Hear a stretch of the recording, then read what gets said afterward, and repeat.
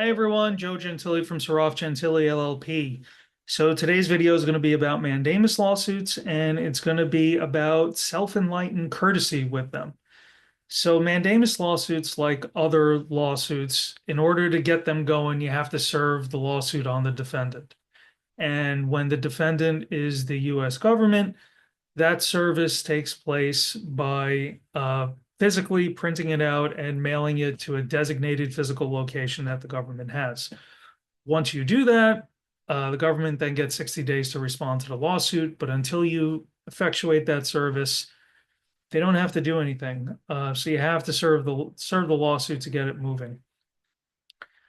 One thing that we do, in addition to serving the lawsuit and meticulously following the procedure that we have to get the case going, is we also email a copy of the complaint to the government at a designated email address that they have, or sometimes if it's a district that we've worked in before and we have a relationship with the attorneys, we may also email a copy to the attorneys. One of the reasons we do this as a courtesy, because it's not legally required, is to make sure that that lawsuit gets in the hands of the people that can do something as soon as possible, to encourage efficiency with the lawsuit. This could make a difference. It could mean that a case settles faster than it would have otherwise by extending that courtesy. Where we see this comes into play particularly frequently is when we're filing lawsuits for types of cases that tend to settle quickly. Cases that tend to settle quickly are cases where there's not a lot of discretion in the decision, and the amount of processing time for the government to issue a decision is quick. So the two most common examples of that are for EADs, work permits, and also for travel documents.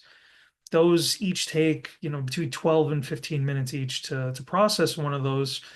So if we're able to give the government notice that we file them, a lot of times they're going to want to settle those cases quickly because it's just so much easier for them to issue the EAD or the travel document rather than fight the lawsuit. And we want to encourage that to move as quickly as possible. Of course, this strategy doesn't guarantee that that's going to happen, but I think it does make it more likely.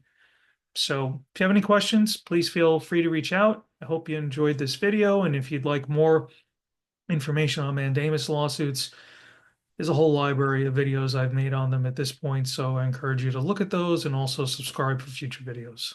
Have a great day. Bye.